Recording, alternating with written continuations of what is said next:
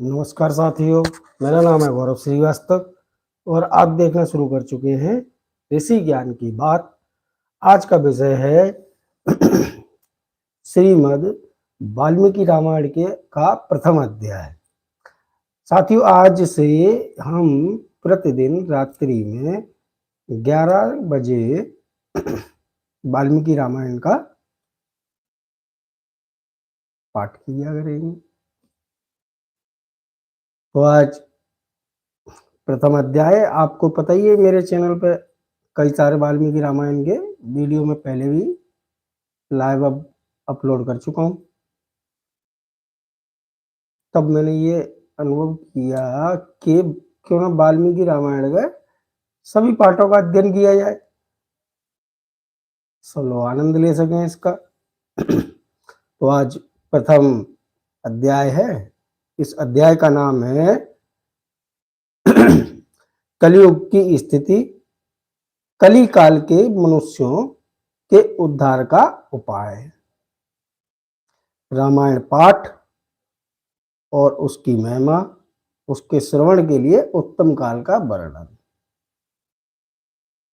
ये वाल्मीकि रामायण का प्रथम अध्याय है। ये वाल्मीकि रामायण देख रही है ना? हाँ, ये वाल्मीकि रामायण। साथियों, वाल्मीकि रामायण पढ़ना मुझे तो बहुत अच्छा लगता है। आप लोगों को सुनना अच्छा लगता है या नहीं लगता, वो देखते। रात्रि 11 बजे इसका पाठन किस लिए? मेरे अनुसार रात्रि को सोते समय अगर प्रभु की चर्चा कर ली जाए तो उत्तम नहीं, सर्वोत्तम है।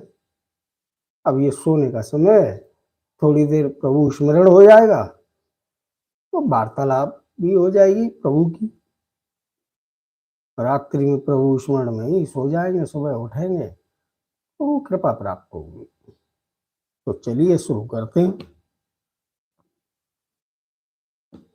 केवल हिंदी में ही मैं पाठ करूंगा और ये देखेंगे कि भगवान वाल्मीकि जी ने क्या लिखा है प्रभु का चरित्र। स्वयं पढ़कर देखते हैं। भगवान वाल्मीकि जी कहते हैं, श्री रामचंद्र जी संसार को शरण देने वाले हैं। श्री राम के बिना दूसरी कौन सी गति है? श्री राम कलयुग के समस्त दोषों को नष्ट कर देते हैं। अतः श्री रामचंद्र जी को नमस्कार करना चाहिए। भगवान वाल्मीकि जी कह रहे हैं कि श्री राम के बिना संसार में कौन सी दूसरी गति हो सकती है। और भगवान श्री राम कलयुग में समस्त दोषों को नष्ट करने वाले हैं। अतः मैं श्री रामचंद्र जी को नमस्कार करता हूं। श्री राम से काल रूपी भयंकर सर्प भी डरता है। श्री राम से काल रूपी सर्प भी भयंकर डरता है।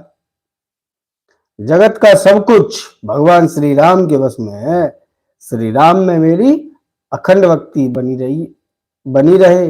हे राम, आप ही मेरे आधार हैं। यहां पर राम का अर्थ इस समस्त सृष्टि के अंदर जितनी भी शक्तियां हैं उन सबको भगवान वाल्मीकि ने राम कहकर संबोधित किया है। भगवान वाल्मीकि ने समस्त संसार की सारी शक्तियों को राम कहकर संबोधित किया है।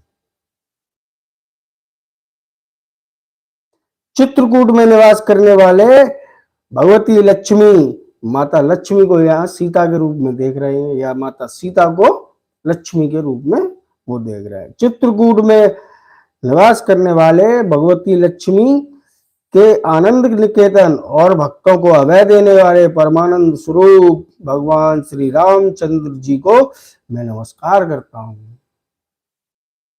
संपूर्ण जगत के अभीष्ट मनोरथों को सिद्ध करने वाले अथवा सृष्टि, पालन और संहार के द्वारा जगत की व्यवहारिक सत्ता को सिद्ध करने वाले ब्रह्मा, विष्णु और महेश आदि देवता जिनके अभिन्न अंश मात्र हैं, उन परम विशुद्ध सच्चिदानंदमय परमात्मा देव श्री रामचंद्र जी को मैं नमस्कार करता हूँ।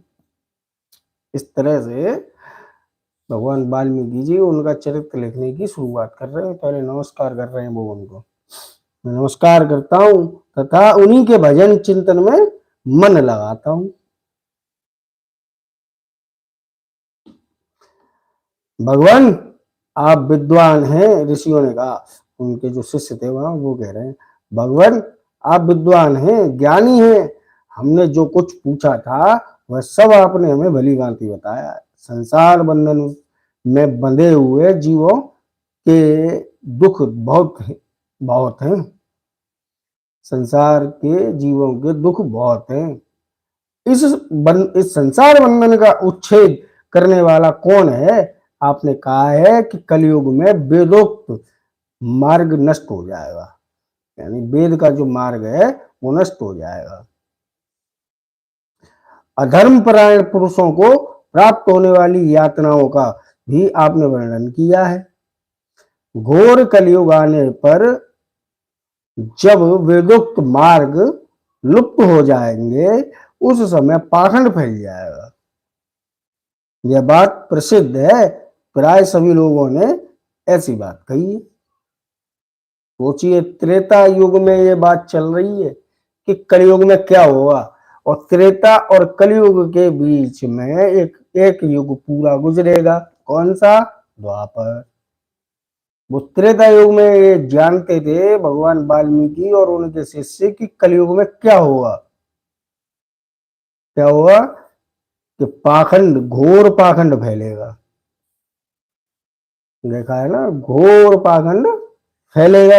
इसके बारे में वो ऋषियों उनसे कह रही है। कलयुग के, अब ये 7वां श्लोक है, कलयुग के सभी लोग काम वेदना से पीड़ित, नाटे शरीर के और लोभी होंगे। कलयुग में जो मनुष्य होंगे वो काम के तो अधीन होंगे ही, और काम और वासना में लिप्त पाए जाएंगे। साथ ही उनका शरीर कैसा हो जाएगा? नाटा हो जाएगा, गट्टे बौने टाइप के हो जाएंगे। तो अब आप देख ही रहे हैं कि जो लंबाई है, ऊंचाई है, हाइट जो है वो मनुष्य की वो घट तो चुकी ही है। 6 फीट की तो बहुत कम हो गए, अब 5 फीट 8 इंच 7 इंच के मनुष्य अब रह गए। जबकि द्वापर में भी भगवान कृष्ण की और ताऊ की जो लंबाई थी वो 16 फीट के करीब बताई जाती है, और इस हिसाब से कलयुग के मनुष्य की जो लंबाई थी वो 8 फीट के करीब होनी चाहिए थी, और वो घटकर अब 5.5 फीट पे आ गई है। 5 फीट 7 इंच 8 इंच अब एवरेज रह गया है। कलयुग के सभी लोग काम वेदना से पीड़ित, नाटे शरीर के और लोभी होंगे। लोभी तो आप देख ही रहे हो कैसे हैं। और धर्म तथा ईश्वर का आश्रय छोड़कर आपस में एक दूसरे पर ही निर्भर रहने वाले होंगे। ये बात त्रेता युग में महर्षि वाल्मीकि जी के शिष्य वाल्मीकि जी से कह रहे हैं। क्यों, कब की बात कह रहे हैं? त्रेता युग में कलयुग के मनुष्य के बारे में बता रहे हैं। त्रेता युग में कलयुग के मनुष्य के बारे में बता रहे हैं कि कलयुग में मनुष्य नाटा होगा, कामाधीन होगा और लोभी भी होगा, और ईश्वर पर अपनी आस्था छोड़कर एक दूसरे पर ही निर्भरता दिखाने वाले होंगे। प्राय सब लोग थोड़ी आयु और अधिक संतान वाले होंगे। थोड़ी आयु वाले और अधिक संतान वाले होंगे। तो आप देख ही रहे हैं कि आयु वर्तमान में 60 वर्ष के लमसम रह गई है। और आपको पता होगा, अगर आपके बाबा होंगे तो वो आपको बताते होंगे कि आपके बाबा के पिताजी थे, वो 100 वर्ष की आयु बड़े आराम से जिए थे। और अगर कोई और घर में बुजुर्ग होंगे तो बताते होंगे कि 100 सवा 100 वर्ष बड़े आराम से जिया करते थे लोग। अब नहीं जीते। क्यों नहीं जीते? क्योंकि एक तो दिनचर्या बिगाड़ ली हमने, और साथ ही खान-पान भी बिगाड़ लिया। सबसे बड़ा कारण तो ये है। उसी कारण की यहाँ चर्चा वाल्मीकि जी के शिष्य वाल्मीकि जी से कर रहे हैं कि कलयुग में ऐसे मनुष्य हो जाएंगे, आयु कम रह जाएगी और संतान ज्यादा पैदा करेंगे। तो संतान तो बहुत पैदा कर ही रहे हैं, आज भी कर रहे हैं लोग, आप जानते ही हो, मुझे बताने की क्या आवश्यकता है। कुछ लोग ऐसे हैं जो मियाँ बीवी और एक बच्चा करते हैं, और कुछ लोग ऐसे हैं कि न जाने कितने ही बच्चे पैदा कर रहे हैं।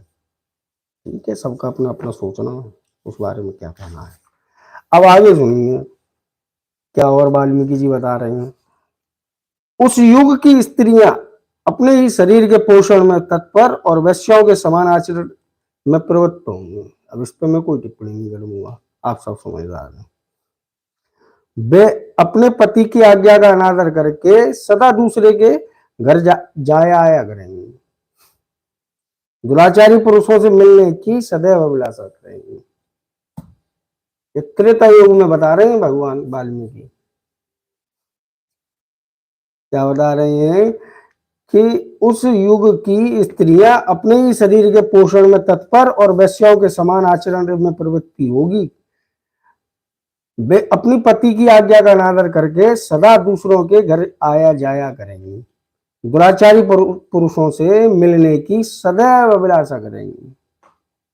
इस पर मेरी कोई टिप्पणी नहीं है, आप स्वयं सब समझदार हैं। उत्तम कुल की स्त्रियां भी पर पुरुषों के निकट ओछी बातें करने वाली होंगी। उत्तम कुल की जो स्त्रियां होंगी वो भी पर पुरुष के निकट जाएंगी और वहां जाके ओछी बातें करेंगी, कठोर और असत्य बोलेंगी तथा शरीर को शुद्ध और सुसंस्कृत बनाए रखने के लिए सद्गुणों से वंचित होंगी।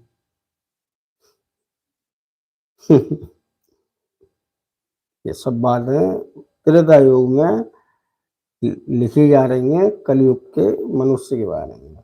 त्रेता युग के मनुष्य के बारे में ये कलयुग में त्रेता युग में लिखी जा रही है कलयुग के मनुष्य के बारे में।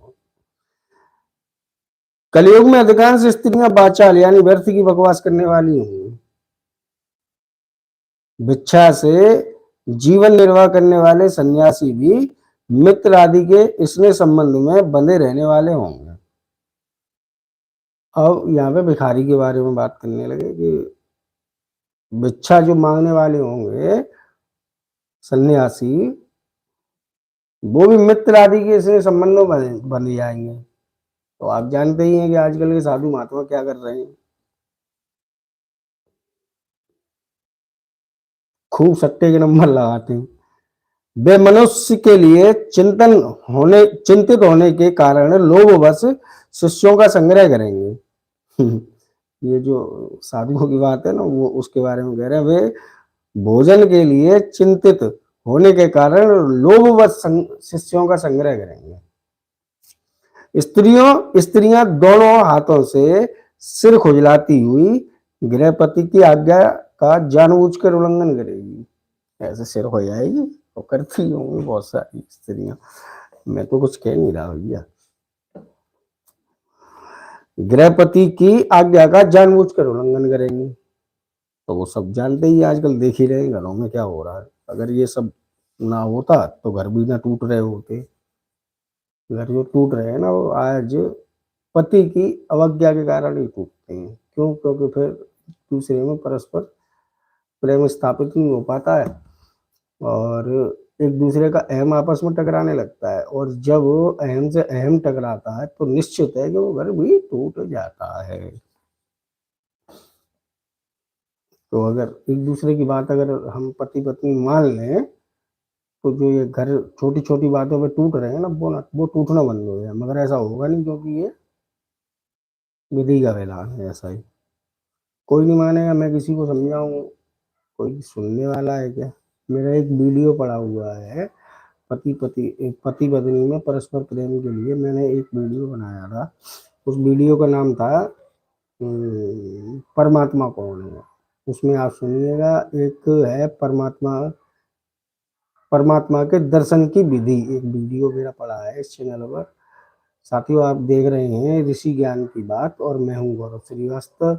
मेरा एक वीडियो आप देख लेना, परमात्मा के दर्शन की विधि। उसमें मैंने सदाचार के 7 गुण बताए हैं। अगर वो 7 गुण अगर आपने अपना लिए तो ये निश्चित जान लीजिए कि आपका घर बहुत अच्छा हो जाएगा। आपको जो ऑफिस से आने के बाद जो स्ट्रेस होती है, वो आप अगर पति पत्नी दोनों बैठ कर उस पर मनन और चिंतन कर लिया तो हमेशा के लिए समाप्त हो जाएगी और आपके घर में धन और दौलत की बरसात होने लगेगी। अगर वो वीडियो आपने ध्यान से सुन लिया। कौन सा है वीडियो? परमात्मा दर्शन की विधि। आप देख रहे हैं ऋषि ज्ञान की बात। आप यूट्यूब पर सर्च करेंगे परमात्मा दर्शन की विधि, तो अगर नहीं आए तो उसमें ऋषि ज्ञान की बात डाल दीजिएगा तो आपको सर्च में मिल जाएगा। वैसे तो ऐसे ही आ जाएगा, अगर नहीं आता है तो आप उसको ऐसे करके सुन लीजिएगा। अगर आपने वो वीडियो देख लिया, सुन लिया, तो आप ये निश्चित जान लीजिए कि आपके घर में बहुत शांति आ जाएगी और साथ ही धन की भी वर्षा होने लगेगी। अगर वो वीडियो आपने देख लिया तो देखने से भी काम नहीं चलेगा, उसको जीवन में उतारना पड़ेगा।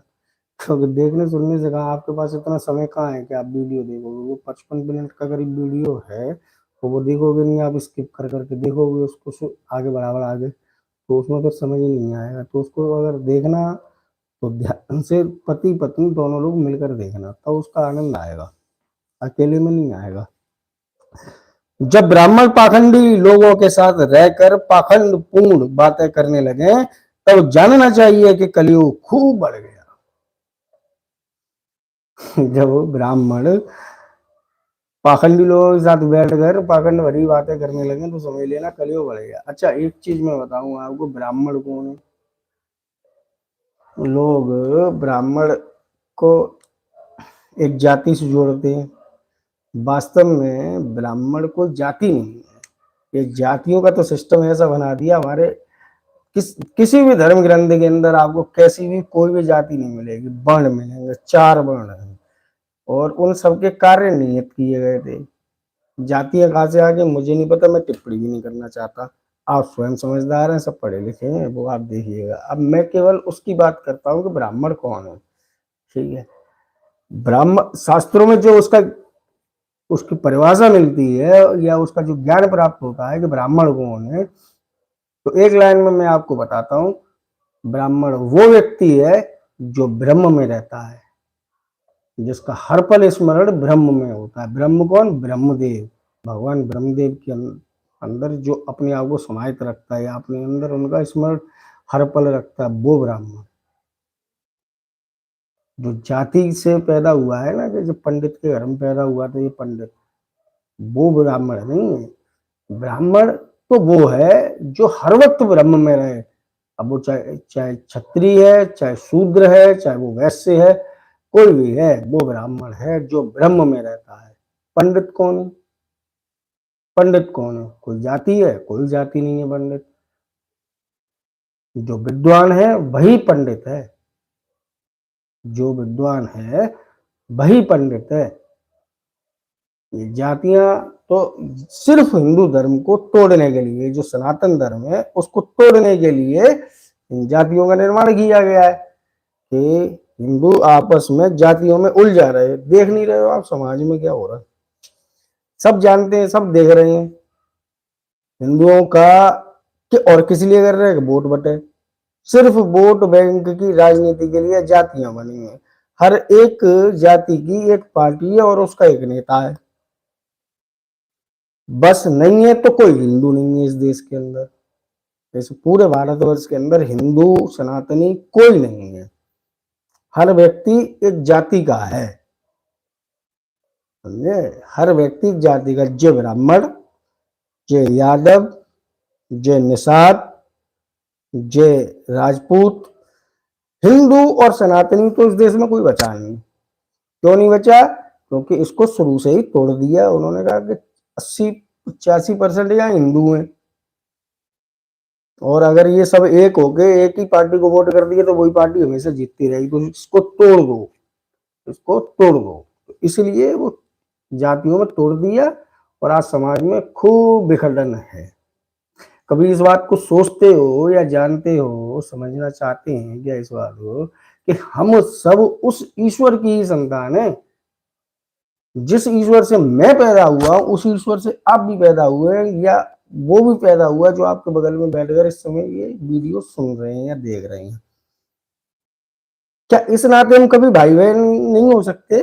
भाई भाई नहीं हो सकते, कभी नहीं हो सकते। क्यों नहीं हो सकते? क्योंकि हमारे दिमागों में जाति घुसाई गई है।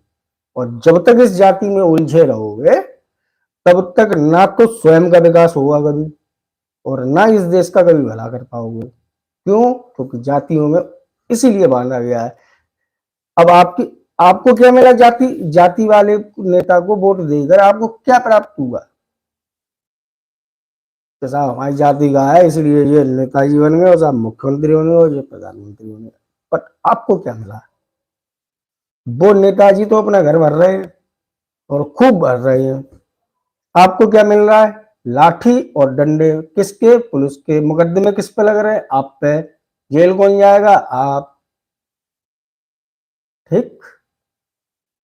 मौज कौन मारेगा? आपके नेताजी। कौन से नेताजी? जो आपकी बिरादरी के, आपकी जाति के। ये सिर्फ इसलिए किया गया कि हिंदू कभी एक साथ वोट न डाल दे, सिर्फ इसलिए। तो इसलिए अब आप लोग मेरी इस बात पर ध्यान देना चाहें तो दें, नहीं देना चाहे तो कोई दिक्कत भी नहीं। मैं कौन होता हूँ आपको ये सब ज्ञान देने वाला? कि हम उसी ईश्वर की संतान है जिसका शूद्र है, जिसका ब्राह्मण है। तो इस नाते तो कम से कम हम भाई बहन हो ही सकते हैं, भाई भाई भी हो सकते हैं। पर कौन इन बातों को सुनेगा? कोई भी नहीं सुनेगा, न सुनना चाहते हैं न मानना चाहते हैं। अरे भैया हम सब एक ही हैं। और ये बात मैंने किस लिए बोली है? वो इसलिए बोली क्योंकि इस वाल्मीकि रामायण के अंदर स्वयं भगवान वाल्मीकि जी ये कह रहे हैं, जब ब्राह्मण पाखंडी लोगों के साथ रहकर पाखंडपूर्ण बातें करने लगे तब जानना चाहिए कलयुग खूब बढ़ गया। इसलिए मैंने ये बात कही। बाकी आप सब ज्ञानी हैं और मुझसे कईयों ज्यादा ज्ञान होगा आप सबके पास, इसलिए मैं तो कुछ बात इस बारे में कह नहीं सकता। मेरा जो मन में जो बात रहती है, टीस रहती है, वो मैंने बस बात कही है कि साहब ऐसा होना चाहिए। आगे चलते। ब्राह्मण इस प्रकार घोर कलयुग आने पर सदा पाप परायण रहने के कारण जिनका अंतःकरण शुद्ध नहीं हो सकेगा, उन लोगों की मुक्ति कैसे होगी? ये वाल्मीकि जी से उनके शिष्य पूछ रहे हैं कि इनकी मुक्ति कैसे हो सकेगी, इनका अंतःकरण ही शुद्ध नहीं होगा। तो जिसका अंतःकरण शुद्ध नहीं होगा उसकी मुक्ति कैसे होगी? ये बात है। पर हम सबको अंतःकरण और इन सब चीजों से क्या लेना देना? हमें तो दौलत कमानी है और मोबाइल पर उल्टी सीधी चीजें देखनी है। समय हमारे पास है ही नहीं कि अंतःकरण को शुद्ध करने के लिए कुछ हम सुन सकें। हम सुनना भी नहीं चाहते, ना हमें सुनना। तो जिसे सुनना होता है वो सुनेगा, नहीं सुनना नहीं सुनेगा। तो उसमें जब शांति दूत बनकर भगवान कृष्ण हस्तिनापुर गए थे, तो वहां विदुर जी ने उनसे कहा कि केशव तुम आप राज्यसभा ना जाइए, क्योंकि दुर्योधन तो दुरात्मा है, वो आपका अपमान कर देगा और आपका प्रस्ताव भी नहीं सुनेगा। आपका प्रस्ताव भी नहीं सुनेगा। तो भगवान ने इतना शानदार सुंदर उनको जवाब दिया, उत्तर दिया कि क्या बताएं। भगवान कहते हैं मैं शांति दूत बनकर आया हूं, मेरा कार्य है प्रस्ताव सुनाना, दुर्योधन का कार्य है प्रस्ताव को सुनना। वो सुनना चाहेगा तो सुनेगा, नहीं सुनना चाहेगा तो ना सुने। मेरा काम है सुनाना, उसका काम है सुनना। वो सुनेगा तो उसका भला होगा, नहीं सुनेगा तो भी उसका भला हो। मैं तो यही चाहता हूं। और ये कहते हुए वो राज्यसभा में प्रवेश कर गए। तो ये बात है कि जिसे सुनना होता है वो सुनेगा, नहीं सुनना नहीं सुनेगा। क्या कर सकते हैं किसी के लिए? धर्मात्माओं में श्रेष्ठ सर्वज्ञ सूत जी देवादि देव देवेश्वर जगत गुरु भगवान श्री रामचंद्र जी जिस प्रकार संतुष्ट हो वह उपाय हमें बताइए। मुनि श्रेष्ठ सूत जी इन सारी बातों पर आप पूर्ण रूप से प्रकाश डालिए। आपके वचनामृत का पान करने से किसको संतोष नहीं होता। सूत जी ने कहा, मुनिवरों आप सब लोग सुनिए, आपको जो सुनना अभिष्ट है वह मैं बताता हूं। महात्मा नारद जी ने सनत कुमार को जिस रामायण नामक महाकाव्य का गान सुनाया था वह समस्त पापों को नाश और दुष्ट ग्रहों की बाधा का निवारण करने वाला है। वह संपूर्ण वेदार्थों की सम्मति के अनुकूल है। समझ रहे हो आप कि रामायण को अगर सुन भी रहे हो तो आपके समस्त पापों को भी काटा जाता है और दुष्ट जो ग्रह हैं आपको परेशान कर रहे हैं उनकी भी बाधा का निवारण होता है। और इसमें आपको करना कुछ नहीं है, सिर्फ इसका श्रवण करना है या इसका पाठन करना है। आप और हम इतने व्यग्र हो चुके हैं, इतने बेचैन हो चुके हैं कि हम उस पर ध्यान भी नहीं देना चाहते।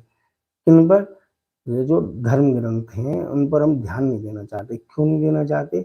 वो सिर्फ इसलिए नहीं देना चाहते क्योंकि हमारे दिमागों में जो ना पश्चिमी सभ्यता भर गई है और हमें वो इतनी अट्रैक्टिव लगती है कि हम उसके लिए बावले हैं। ये जो मोबाइल फोन है और इसके ऊपर जो शॉर्ट्स जो चल रहे हैं वो इतनी बुरी बीमारी है कि उनके लिए क्या कहा जाए।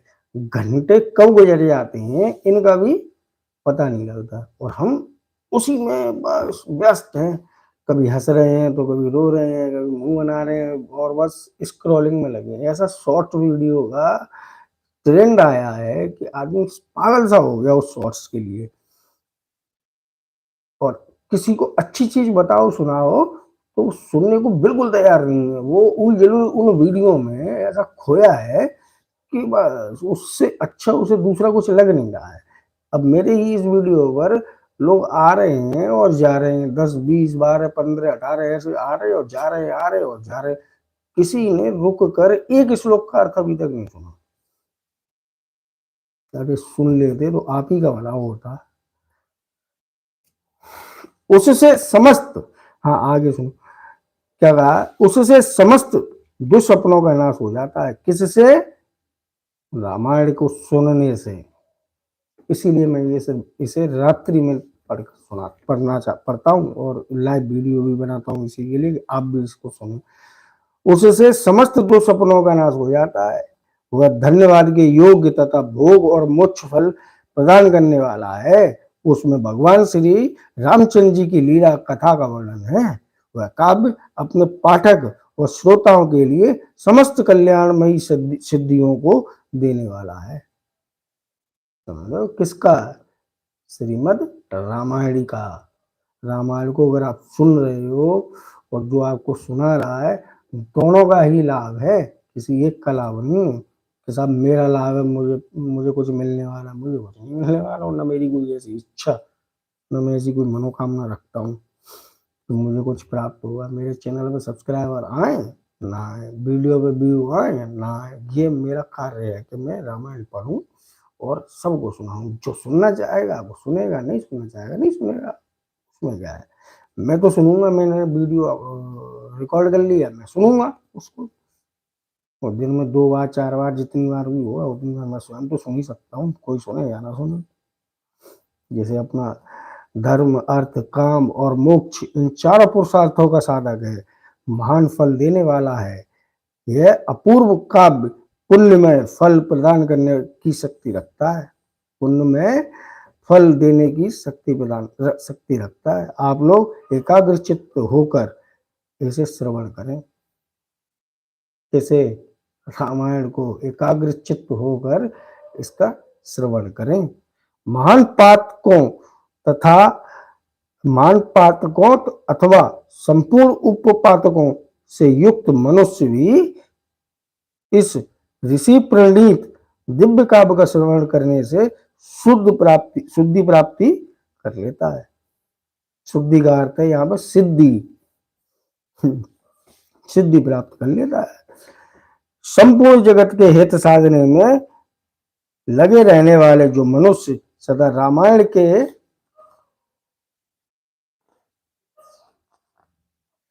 ये देखिए कितने कितने सुंदर चित्र हैं इसके, दिख रहे हैं क्या आपको? मैं लाइट ऑन करता हूँ फिर देखेंगे शायद। देखो दिख रहे हैं क्या कितने सुंदर चित्र हैं इसके।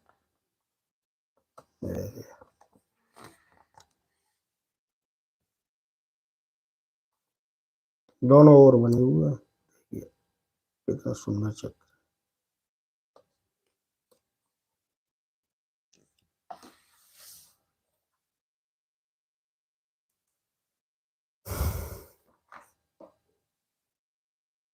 संपूर्ण जगत के साधन हित साधने में लगे रहने वाले मनुष्य जो मनुष्य सदा रामायण के अनुसार बर्ताव करते हैं, वे ही संपूर्ण शास्त्र के मर्म को समझने वाले और कृतार्थ होते हैं। विप्रवरो, रामायण धर्म अर्थ काम और मोक्ष का साधन अथवा परम अमृत रूप है, अतः सदा भक्ति भाव से इसका श्रवण करना चाहिए। ये सूत जी कह रहे हैं, विप्रवरो रामायण धर्म अर्थ काम और मोक्ष का साधन तथा परम अमृत रूप है, अतः सदा भक्ति भाव से उसका श्रवण करना चाहिए। जिस मनुष्य के पूर्व जन्मों उपार्जित सारे पाप नष्ट हो जाते हैं, जिससे मनुष्य के पूर्व जन्मों के जो पाप हैं वो भी नष्ट हो जाते हैं, उसी का रामायण के प्रति अधिक प्रेम होता है। यह निश्चित बात है। रामायण के प्रति प्रेम किसका होता है? जिसके पूर्व जन्म के सारे पाप कट जाते हैं, वही रामायण से प्रेम करता है, वही राम में होता है। और जो पाप में जकड़े हैं वो तो फिर है ही है, अब उसके बारे में आगे लिखा है उन्होंने। जो पाप के बंधन में जकड़ा हुआ है वह रामायण की कथा आरंभ होने पर ही उसकी अवहेलना करके दूसरी निम्न कोटि की बातों में फंस जाता है। आगे बात जो पाप कर्मों में पाप के बंधनों में जकड़ा हुआ है वह रामायण की कथा प्रारंभ होने पर उसकी अवहेलना करके दूसरी निम्न कोटि की बातों में फंस जाता है। उन असद गाथाओं में अपनी बुद्धि के आसक्त होने के कारण वह तद अनुरूप ही बर्ताव करने लगता है।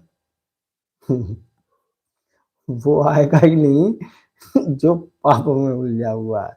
जो पाप से मुक्त हो चुका है वो रामायण से प्रेम करेगा और वो रामायण को सुनेगा। ये ऐसा यहाँ पर सूत जी बता रहे हैं। वाल्मीकि जी की ये रामायण है, उसके बारे में ये बता रहे हैं। इसलिए ध्वजेंद्र आप लोग रामायण नामक परम पुण्यदायक उत्तम काव्य का श्रवण करें, जिसके सुनने से जन्म जरा और मृत्यु के भय का नाश हो जाता है तथा श्रवण करने वाला मनुष्य पाप दोष से रहित अच्युत स्वरूप हो जाता है। रामायण काव्य अत्यंत उत्तम, वर्णनीय और मनोवांछित फल देने वाला है। वह उसका पाठ और श्रवण करने वाले समस्त जगत को शीघ्र ही संसार सागर से पार कर देता है। उस आदि काव्य को सुनकर मनुष्य श्री रामचंद्र जी की परम पद को प्राप्त कर लेता है।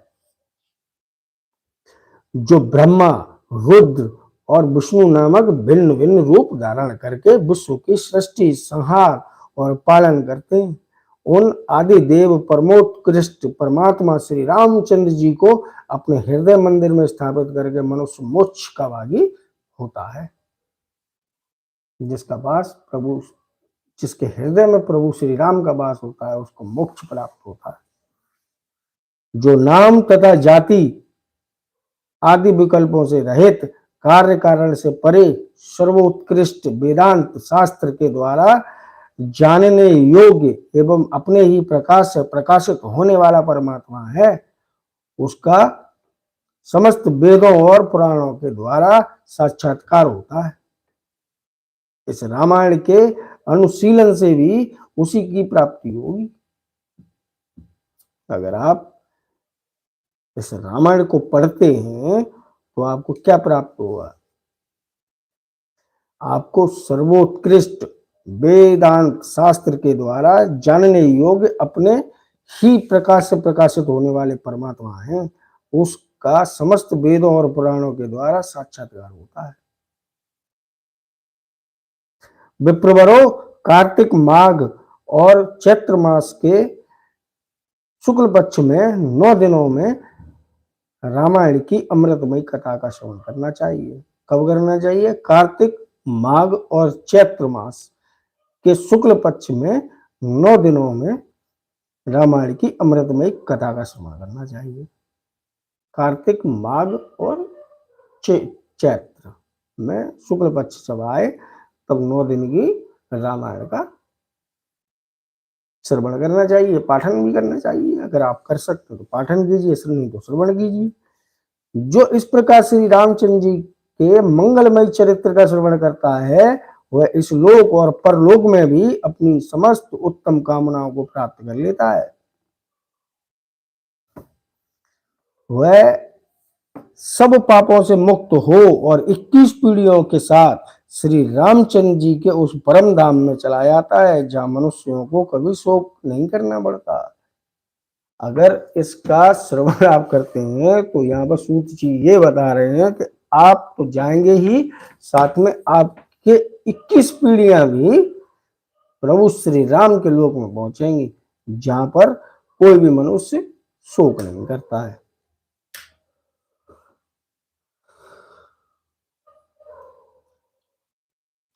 चैत्र, माघ और कार्तिक के शुक्ल पक्ष में परम पुण्यमयी रामायण कथा का निवाह पारायण करना चाहिए तथा 9 दिनों तक इसे यत्न पूर्वक सुनना चाहिए। 9 दिन तक इसको सुनना चाहिए। रामायण आदि काव्य है वह स्वर्ग और मोक्ष देने वाला है, अतः संपूर्ण धर्मों से रहित घोर कलयुग आने पर 9 दिनों में रामायण की अमृतमयी कथाओं का श्रवण करना चाहिए। ब्राह्मणों, जो लोग भयंकर कलिकाल में श्री राम नाम का आश्रय लेते हैं वे ही कृतार्थ होते हैं। कलयुग उन्हें बाधा नहीं पहुंचाता। जिस घर में प्रतिदिन रामायण की कथा होती है वह तीर्थ रूप हो जाता है। वहां जाने से दुष्टों के पापों का नाश होता है। अब सोचिए, रामायण जिस घर में पढ़ी जा रही है वो तीर्थ रूप हो जाएगा, ऐसा यहाँ सूत जी बता रहे हैं वाल्मीकि रामायण में। क्या बता रहे हैं? जिस घर में प्रतिदिन रामायण की कथा होती है वह तीर्थ रूप हो जाता है। वहां जाने से दुष्टों के पापों का नाश होता है। वो तीर्थ रूप हो गया और वहां पर जो भी दुष्ट व्यक्ति वहां उस घर में आएगा तो उसके भी पाप नष्ट हो जाएंगे। तपोधन, इस शरीर में तभी तक पाप रहते हैं जब तक मनुष्य श्री रामायण कथा का भली भांति स्मरण नहीं करता।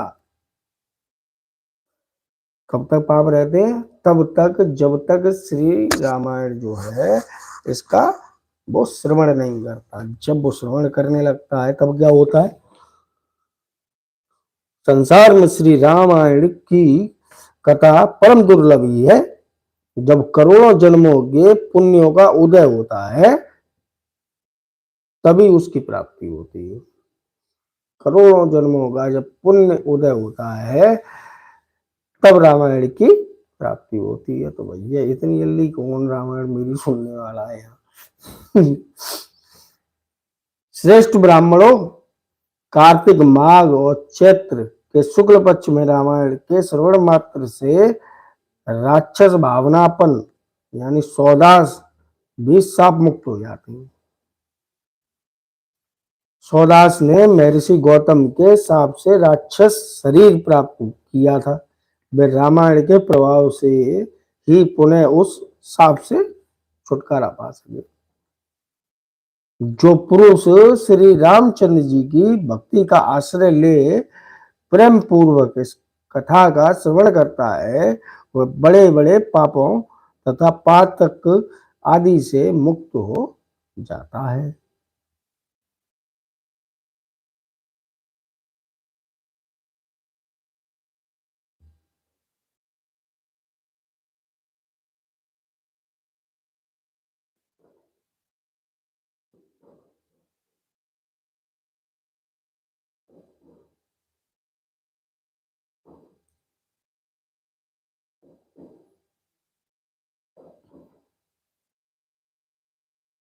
तो ये था